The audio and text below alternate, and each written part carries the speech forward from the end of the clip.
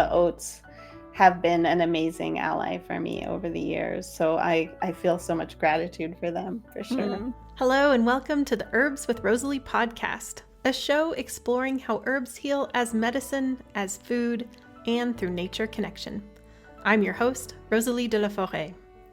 I created this YouTube channel to share trusted herbal wisdom so that you can get the best results when relying on herbs for your health. I love offering up practical knowledge to help you dive deeper into the world of medicinal plants and seasonal living. Each episode of the Herbs with Rosalee podcast is shared on YouTube as well as your favorite podcast app. Transcripts and recipes for each episode can be found at herbswithrosaleepodcast.com or through the link in the video description. Also in the video description, you'll find other helpful resources. For example, to get my best herbal tips, as well as fun bonuses, be sure to sign up for my weekly herbal newsletter. Okay, grab your cup of tea and let's dive in. Kimberly is one of my oldest friends and one of the first people that I met in the herbal world. Many of you know her through Learning Herbs and her creations there, including Herb Fairies and the Wildcraft board game. I'll note that in this episode, Kimberly discusses her latest work with Aphrodisiacs, so this interview is best for adults. For those of you who don't already know her, Kimberly Gallagher is the author of Aphrodisiac, The Herbal Path to Healthy Sexuality and Vital Living, and is co-founder of LearningHerbs.com. She's been working with the healing plants for over 20 years, integrating them into her family's life while homeschooling her now grown children. She's the creator of the Wildcraft board game and the Herb Fairies Children's Herbal Program, and loves to teach through experience and play. Kimberly is also the founder of her Trail of Beauty ministry, where sacred sensuality is at the heart of her work. Well, welcome to the Herbs with Rosalee podcast, Kimberly. Thank you. I'm so excited to be here today. It's so fun to see you. Yeah, likewise. I've handed out like virtual presents before, given a present to the person who is the furthest away or, different time zone, that kind of stuff. I was thinking you are going to win the virtual prize of being my oldest friend. And I did the math today, Kimberly. I did the math. Do you have a guess of how long we've known each other? Goodness. Well, I knew you probably before the kids were born or just after. So Rowan's 25, so it's got to be at least around 25 years. Oh, a little bit overestimate there. Oh. 19 years. That's still 19. Impressive though. Yeah, because I met you, Haley, who is now in college, was a babe in arms when I met you. Okay, that's and right. Other fun fact is that I met you and John Gallagher the same day that I met Xavier, my husband. So it was a very big day. Yeah. That's an important day in your life. You and I just kind of passed, like John and I spoke, and you and I passed quickly because I think you were, taking care of Haley, babe in arms again. So we just very briefly met that day. But yeah, it was almost exactly 19 years ago. Wow. And since then, we have worked together for many years. We've swam in the ocean naked together. I mean, we've done a lot together. I was going to say, was that like at the Northwest Herb Fair that we met? So that's where we really met. Okay. Yeah, this was the Derek Jensen event in Bothell on Earth Day was the first day. Oh, okay. Yeah. Okay. Wow. And then we really talked at the Northwest Herb Fair. Yeah. Gotcha. I remember you. I can't remember if it was there, but you were like, "Hey, we're renting out our basement," and I was like, "Sure." I think that was at the Herb Fair. Yeah. I was like I did not know you all at all. Like we spent 5 minutes together, and hey, move into our basement. Pretty much. I was living in Seattle at the time, and I was just ready to move out of the big city, and yeah. And I was like, "Sure, I'll live in your basement." So yeah, that's how it all began. Whoa. 19 years ago.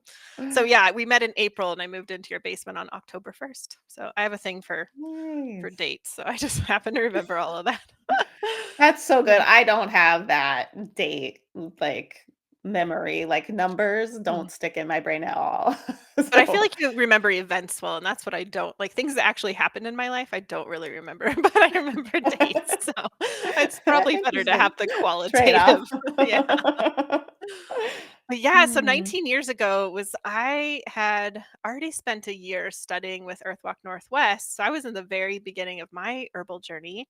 And you Okay. were already like a couple years into your herbal journey. And Yes. I'd love to hear about that. My herbal journey. Yeah. Yeah.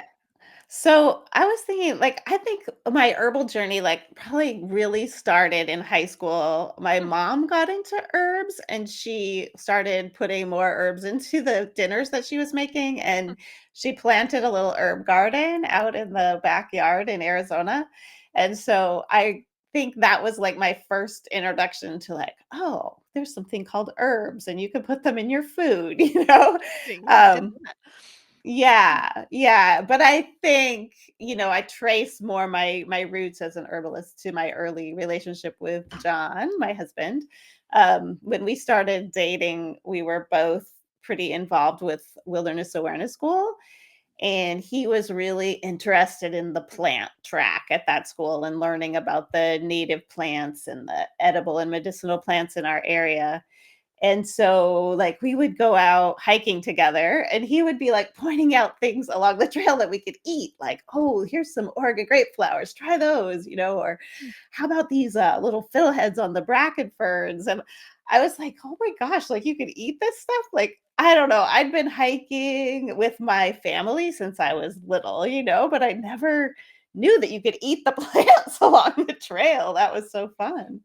So, yeah, and, as we kept dating, he started getting more and more interested in herbs and taking different apprenticeships, and, when I was pregnant with Rowan, he was studying at, Ravencroft Garden in Monroe, and I would go with him on the work trade days and work in the gardens. And, when you're there pulling the weeds in the garden, you also get to learn from Eagle Song and Sally. So I got some herbal knowledge through just doing the work trade. Eventually, I ended up also doing that apprenticeship. And we then, as the kids were born and we started wanting to heal them from little cuts and scrapes and colds and flus and all that, we really called on this herbal knowledge that we had gained over those years. And we got so excited about how you could just use plants that were growing outside your door to, like, heal and nourish your kids. And so that's how our business got started, learningherbs.com, is that we really wanted to share this information with other families. And so we started this online company to teach other people what we had learned and to bring other families into connection with great herbalists. So that's a little quick uh, timeline history of the Yeah. beginnings. Yeah. Yeah. Yeah, and when I met you, you're already well underway with the herbal remedy kit, which is something that you've been producing and sharing for 2 decades now, over 2 decades, and, Mhm. I remember Wildcraft, the board game, as doodles on a paper. That was kinda when I entered the picture, is that it was just, like, all kinda scribbled on paper kinda stuff, ideas, but I Yes, remember, yes. like, playing off the paper and stuff, like, we were just checking it out. Right, we had this, like, little piece of cardboard where John Yeah. just originally drew up some little board, and, we had the idea of kind of weaving in a sort of Chutes and Ladders kind of theme to it. So there's the little trails and the rivers that you slide down. And yeah, so that was an early creative project to put together Wildcraft and bring that to the world so people could learn through play. Yeah. And then I remember when you told me that you had this exciting idea to write a children's adventure story, Herb Fairies. I remember it because you were back east and I got a phone call or something. Maybe it was John. I can't remember, but I definitely got the phone call of like, we have this really fun idea.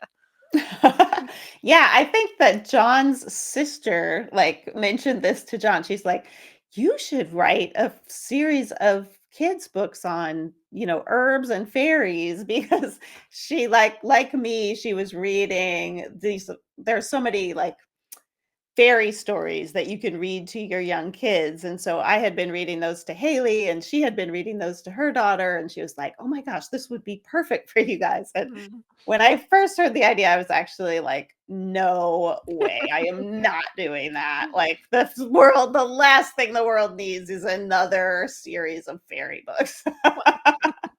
But then I got super excited about the idea of teaching through the fairy books. If they could Mm. actually, like, the fairies are connected with a certain herb, and then the children, as they're reading them, they're actually learning something about the plants and how they can use those plants for food or medicine. That was what got me excited.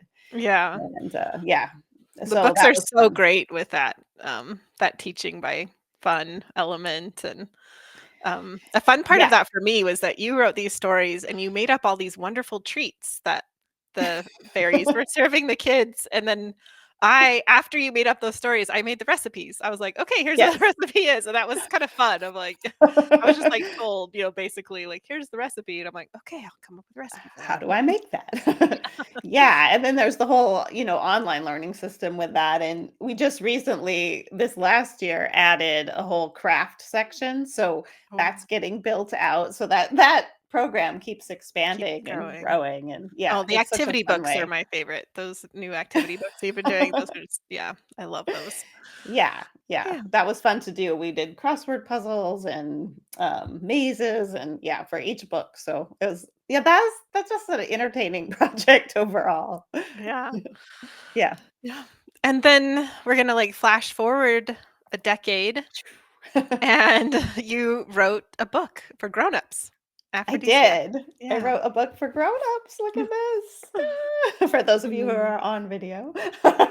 Yes, called Aphrodisiac: The Herbal Path to Healthy Sexual Fulfillment and Vital Living. So that was another fun project. It's a different kind of play, but also learning through play, right? Like, how can we bring the herbs into our sexuality and our intimate life, and enjoy their wonderfulness in those arenas as well. And I think, part of the inspiration for this book was just this feeling that, our sexuality is an area in our culture where there's just so much repression and Mm. trauma. And Mhm. I wanted to bring the healing power of the herbs to that issue, because I felt like, gosh, if we could heal people around their sexuality, like, that piece of our lives, I think, affects everything. Like, when the erotic energy and the life energy is flowing,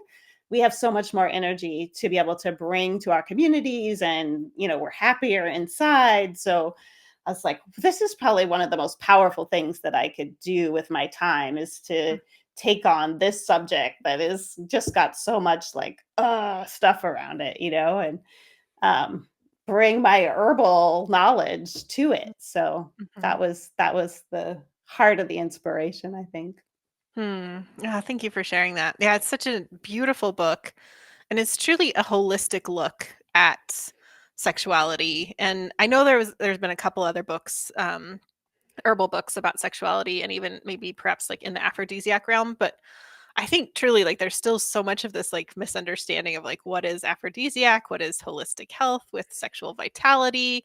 It can be oversimplified, and your book, Aphrodisiac, really looks at it from all these different angles, and um, nourishment and play, and I'm guessing that that's gonna come through a little bit in the herb that you've chosen today, which is I oats. hope so. Yes. Yeah. Yeah, because I think there's sort of these myths about what an aphrodisiac is. I found that when I was just starting to think about writing the book, and I was talking to people about aphrodisiacs, and I realized that there's kind of this idea that people have that, like, aphrodisiac herbs are like these really exotic herbs that you get from far away, and it's hard to pronounce the names, and you don't quite know what they are, but if you get the right one and you mix it just right, then you can make, like, this love potion, and then then you can give it to someone that you're crushing on, and it will encourage them to go ahead and have sex with you.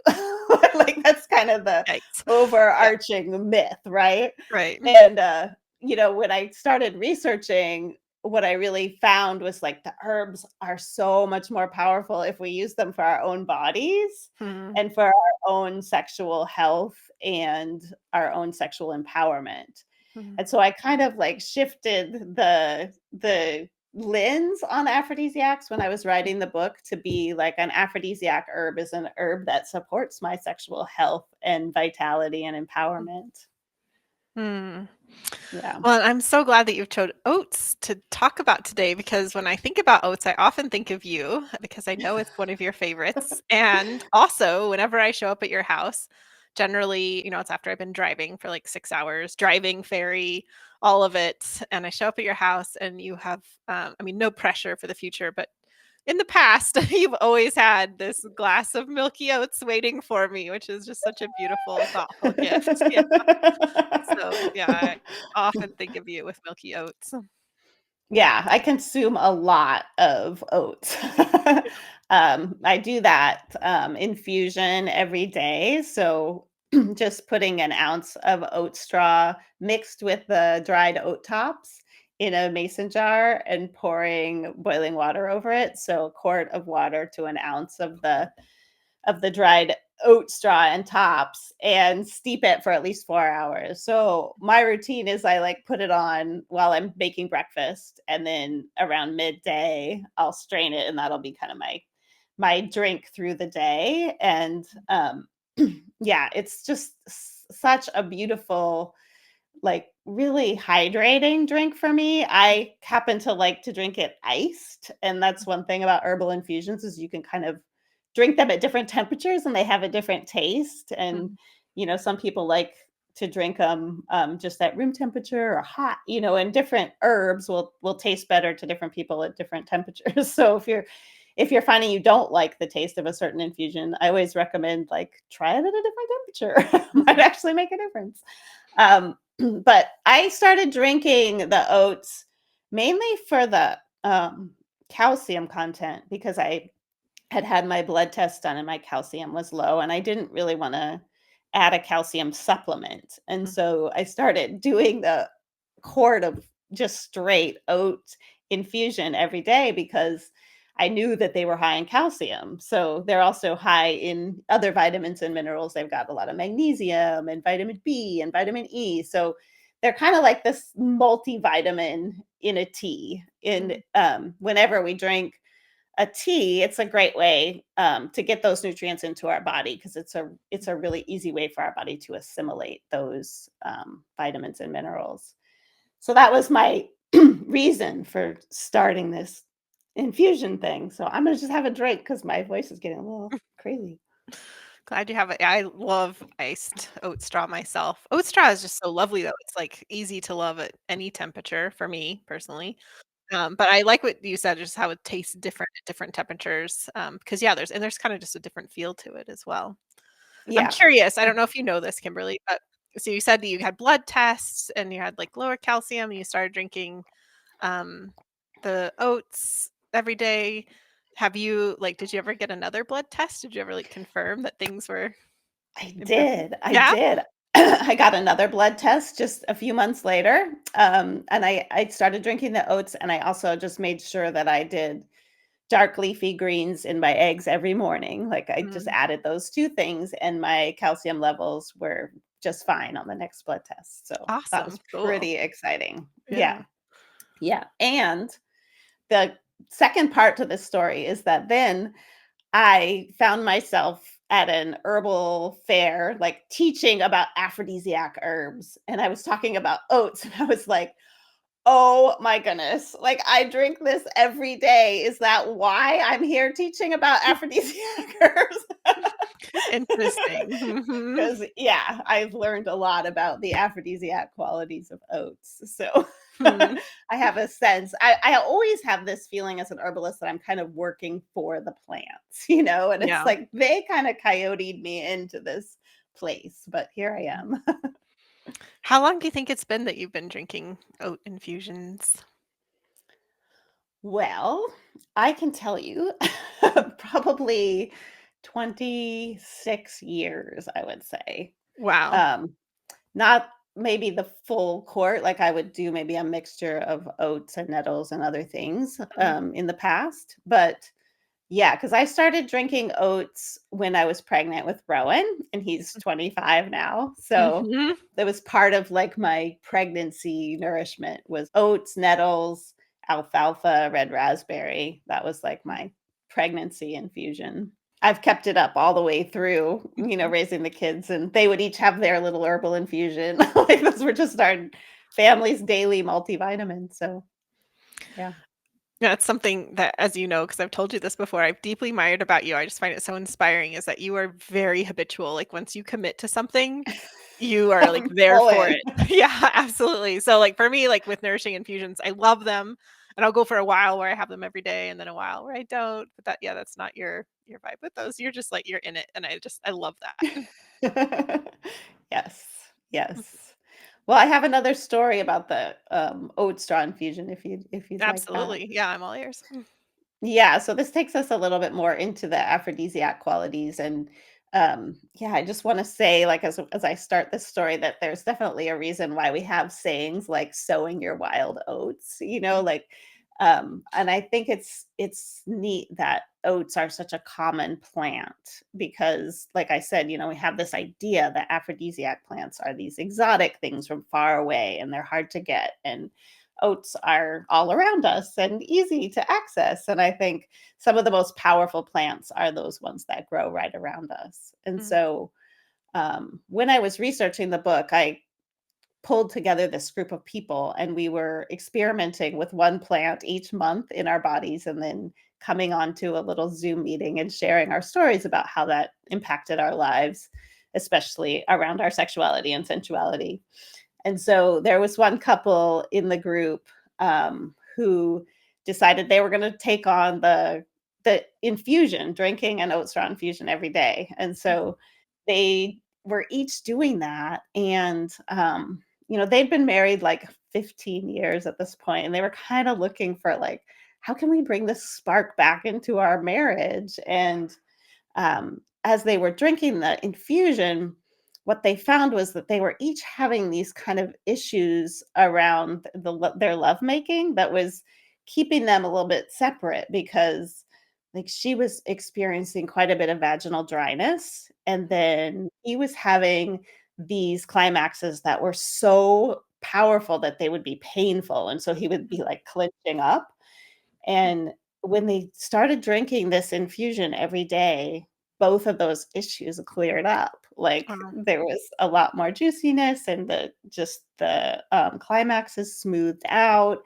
And so they found that like, gosh, without these hindrances, like we are able to drop so much more deeply into an intimate connection with each other Mhm, and experience the pleasure of it so much more that mhm, really helped with the intimacy that they had kind of been missing.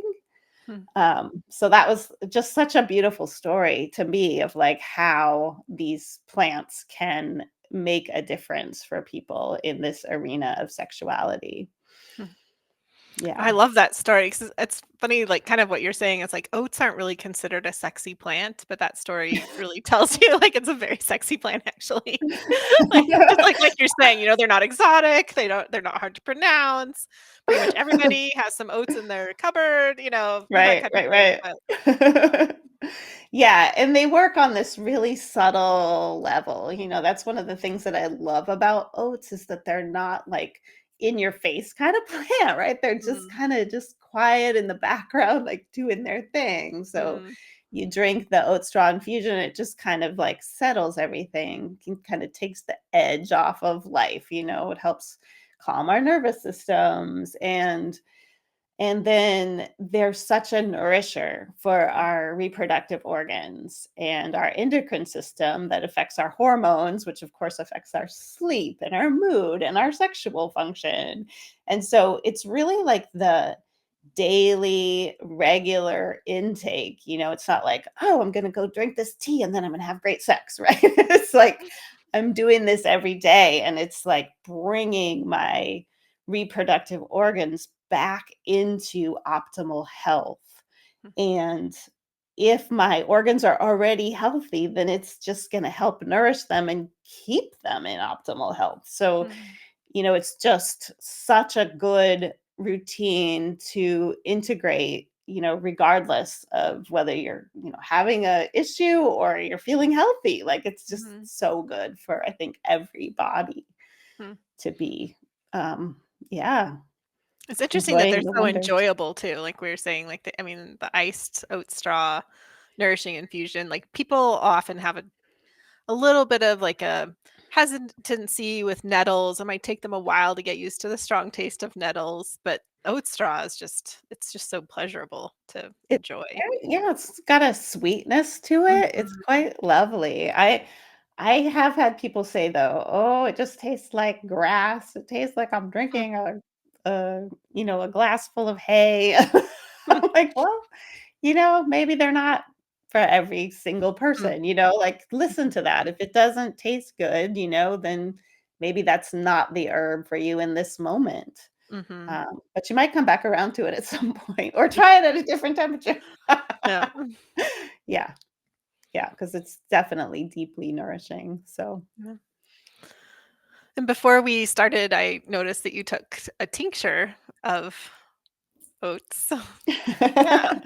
Yeah, so that tincture is a tincture of, the milky oat tops, so um, the seed pods at the top of the plant, when they're ripening, they have this, like, milky substance that comes out of them, and you can make a tincture from those oat tops, and that tincture is really soothing for our nervous systems. So, um, I was saying with the infusion, it's really about the regularity and taking that daily over a period of time. But I find with the milky oat tincture, it has a pretty quick effect. So if you want to just calm your nervous system, you can just take a dropper full of the milky oats, and right away you're going to feel a shift in your nervous system. For me anyway, it happens very quickly. And I love this in the realm of aphrodisiacs as well, because I think um, one of the best aphrodisiac actions a plant can have is to calm our nervous systems, Mm, especially in this day and age when we're so busy and so kind of frantically doing and mhm, doing and doing. Sometimes the thing that we need in order to drop into intimacy is something to just calm us down, slow mhm, us down, you know? So, mhm, I think the oats are really great in that way as well, and that tincture is a wonderful way to access that part of the oat plant. mhm. So Yeah. Yeah, what a generous plant. It offers all this nourishment if we have the patience for it, drink the tea daily, make the tea out of it. And then if somebody's just like, "Oh, I just don't have time for that." It has this fabulous, like, quick acting, nervous system regulator, nourishing stressed out, dried up, nerves. So, yeah, what a generous plant. yeah. And then, of Yeah. course, it is also food. Right, right. We can also eat the oats as our breakfast Mm, cereal, and yeah, the recipe that I offered was one that's made with the rolled oats. So, yeah, let's yeah, talk you about that you recipe you real talk quick. about that? Yeah, sure. Because this is, Let's a do it. recipe that comes from your book, Aphrodisiac, and, Yes. I love that this is an aphrodisiac recipe because it just, like, exemplifies everything of just how simple and yummy and pleasurable things can be. So maple oat squares, and, Maple oat squares. yeah, would you like to share a bit about that? Yeah, this is a recipe that my friend Hannah Nicole came up with, and she was helping me develop recipes specifically for the book. And yeah, so this recipe has oats in it. It also has chocolate chips, so we've got cacao in there. It's got cinnamon and cardamom and vanilla and maple syrup.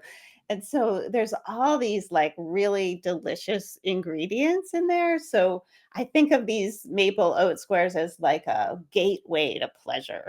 Mhm, They're just like this bar of yumminess. And one of the things I wanted to say is, like, if you do decide to make this recipe, like, you can make the making of the oat bars into what I call an aphrodisiac experience. Hmm. So you do this by just really bringing your full attention to the making of them. Like, I think so often in our lives we're multitasking, right? We've got the podcast playing while we're making the oat bars and the kids are running around, and you're kind of like, oh, thinking about all the things that you're going to do after you get done with this. But, like, instead of that, like, take this recipe and, like, clear the deck, like, turn your phone on off, like, not even silent, just slide the power off and put it away, and, like, make sure the kids are taken care of. Maybe they're going to watch a movie while you do this, or maybe they have a play date, something like that. So you can just, like, really be present in your body and in your space as you make the oat bars, and then, like, gather all of your ingredients, like you really want to experience them, like, have you smelled cinnamon lately, or cardamom? Like, oh my gosh, each one of these ingredients is like a little treasure trove of sensual delight, right? So, like, bring them all in and, like, really enjoy them as you're mixing them. Take the time to smell them and to like feel the silkiness of the chocolate, and just enjoy the mixing and the smell as it changes as you put the different flavors together. So um, I really talk about aphrodisiac experiences as having, like, these three important elements. And one I mentioned is, like, bringing your full attention and, really bringing your attention to the sensual pleasure of the experience. And then also, like, setting an intention for your time. Like, I'm going to take this time to make this treat, and, like, what am I making it for? Well, maybe, I'm making this treat for my lover so that we can have this beautiful night of sexual lovemaking. Or maybe I'm making it for myself, for my own, like, joy in the new level of sexual empowerment I'm finding. So, put that intention into the bowl with the oats and the chocolate chips, and make that an ingredient in the dish. Hmm. And then, the third one is just the slowing down, like, really taking your time and just enjoying each ingredient and each little bit of mixing, and just, like, fully luxuriating in the experience of creating the treat. Hmm. So there's my recommendation if you're going to make this recipe.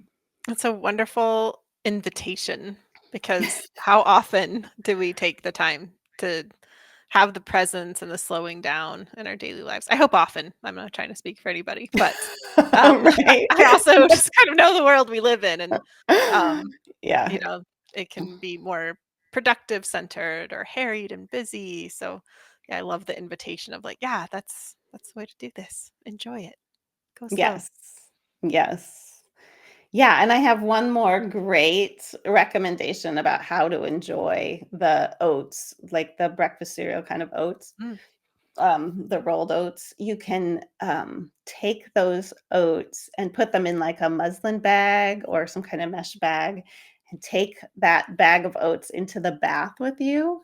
mm, And this is an amazing experience, actually, because it turns the water this really milky white color, and it makes the water super smooth and silky.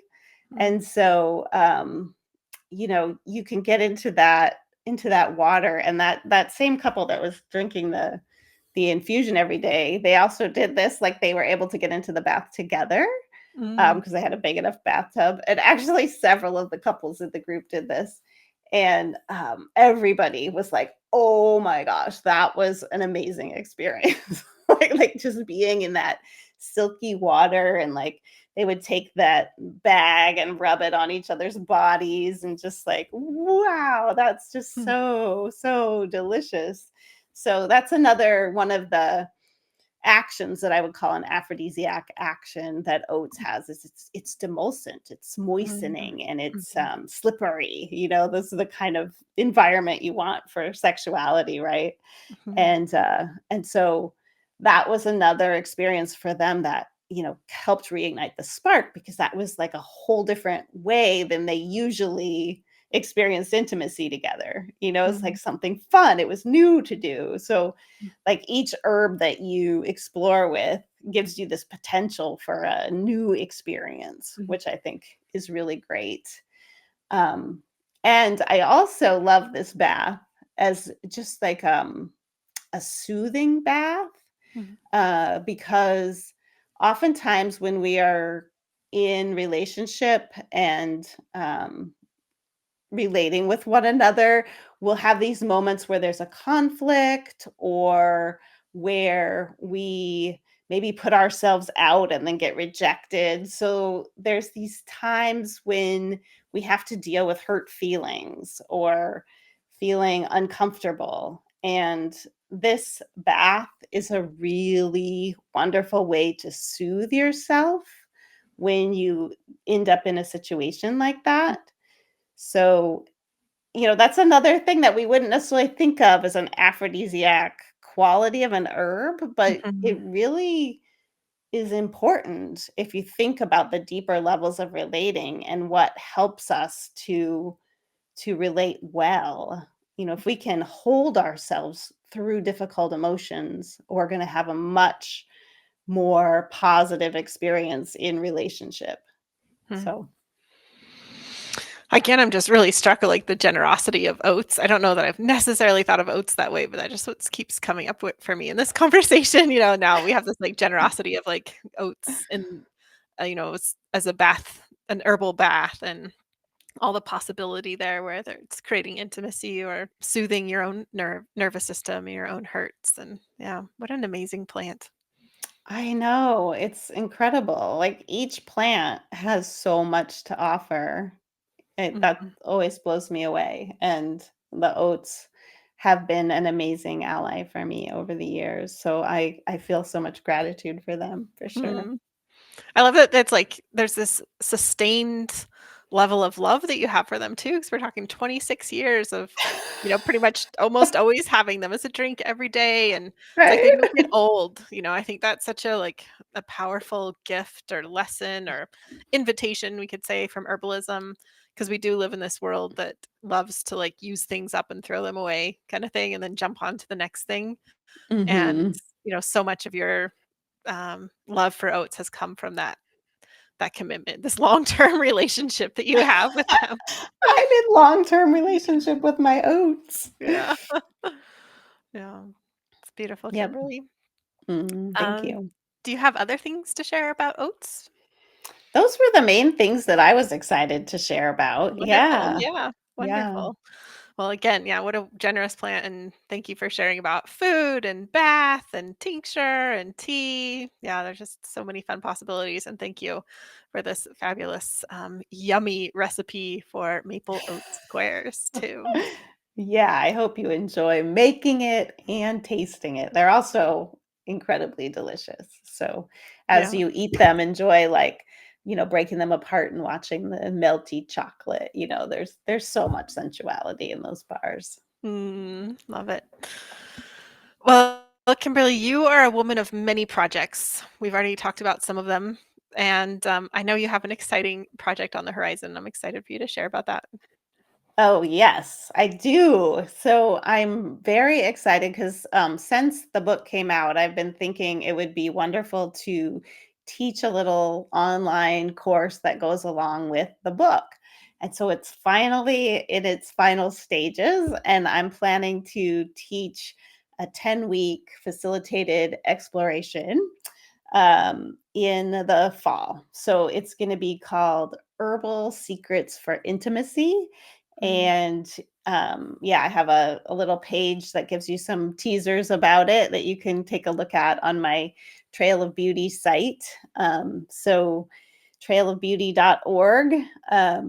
There's a site up that can give you some information, and it has a place where you can sign up to get more information as it starts to emerge about the course. But it's really going to be an opportunity for people to integrate the ideas that are in this book into their lives. So, there's a way that we can buy a book and be like, oh, it's so pretty, and look through it and then put it on our shelves and not really use it. And Mhm. so I really want to help people go through a journey of sexual empowerment, and play with the herbs and talk to each other about what we're finding, kind of like what we did in the Aphrodisiac circle when I was researching the book. We were together for a whole year, and it was incredible, to just witness each other's stories and help each other learn and grow from our experiences. So a little offering to create something like that for people who are interested in diving deeper into this subject matter. Mm. Yeah, it's gonna be a powerful course for people, and I love that it's a cohort course and that it's gonna be a live course where people are doing it together. Just in my own experience of also being an online herbal teacher, that's, that human connection is often, again, like you can buy a course and essentially set it on the shelf and not work with it. Like that happens, and that is never my Right. intention. That's not what I want for my students, and so I always have live components to the class, and I know how powerful that is, and I feel like that's a big part of your class. It's not like an afterthought. This is going to be Yes. a Yes. live The experience. idea is to have just a small number of people, maybe 20, 25 people. And we get together on Zoom in the big group of the first week. And then we have smaller groups, like little pot learning pods. And we would meet in the pods on the in between weeks. So Mhm. you have a little group that you can go a little bit more deep into the discussion of, like, how did you use oats this week, and how did it go, and how can we help each other, problem solve if something didn't go well, or something went great. We can all learn from each other, right? So that'll be more of a time where we can really connect with each other on a more individual basis and help each other integrate the material. And then we'll go back into the big group for another information session, and then it's kind of a breath in, breath out kind of a uh, exploration. So I'm excited to see how it goes for people, and yeah, just try it out. We'll have fun together. Wonderful. So again, that's trailofbeauty.org for folks who are interested, and go sign up there and get more information. Yes. Lovely. Well, Kimberly, that has gone by so fast. We're already at the last question, which for Wow. you, the last question I have is, how has herbalism surprised you? Oh, yeah. So, herbalism has surprised me in that, just I think the most surprising thing for me has been how much I love the plants. Like, I didn't expect that. Like, I can be walking down a trail or out in my garden, and I just have like this welling up of love for these beings, like all that they offer to us. And like you said, I'm in long-term relationship with my oats. Like, I didn't know, like, how much I would connect with these beings. And, I think about all of the ways that they've nourished my family over the years, and, through our business have helped nourish, all of the people that we've touched, and, helped to provide for my family through that business. And yeah, it was really interesting. Like, when I was taking Haley around to different colleges to see if she liked them, she would be like looking for her plant allies in this new environment. Like, Mom, there's plantain. Okay, I think I can go to school here. Like, my friends are here with me. That's awesome.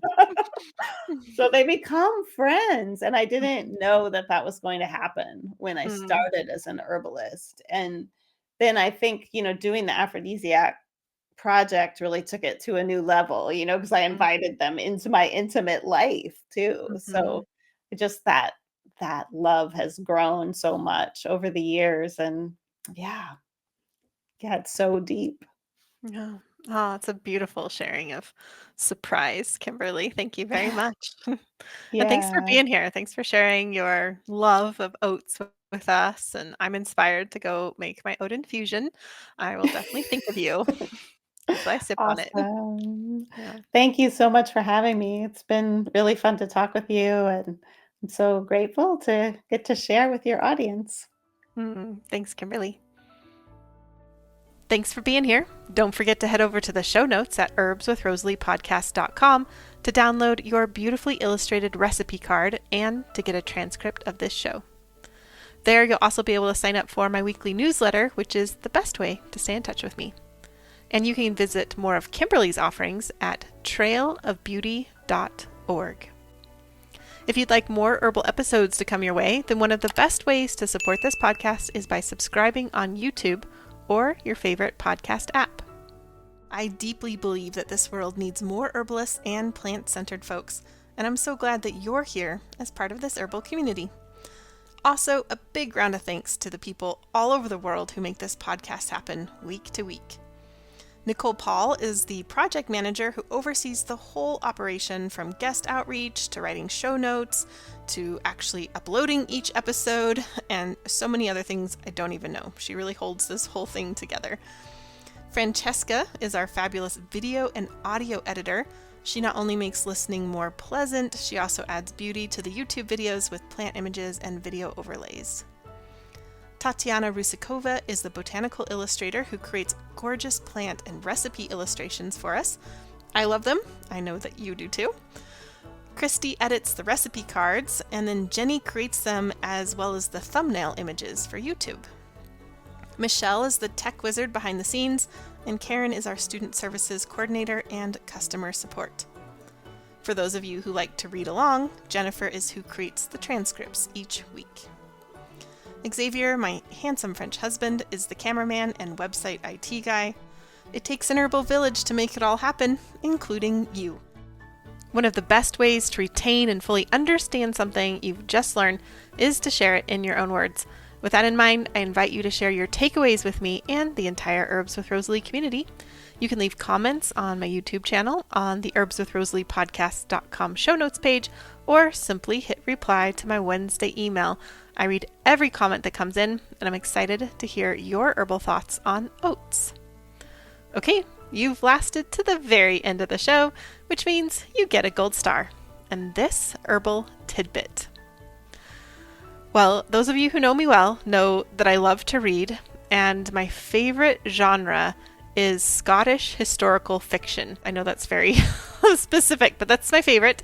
And I love the descriptions of foods that are often in that book. And when I read those books, I'm often craving things like ale and cheeses and breads. So bannock is a non-yeast dense bread. So it's traditionally unleavened, and it was first written about in the 8th century, and it's commonly written in historical novels. There's all this mention of bannock breads. So one day, after reading a story that mentioned bannock bread again, I was inspired to find a recipe and make my own. And there's a lot of information out there about bannock. There's everything from, stuff in Scotland to First Nations in North America.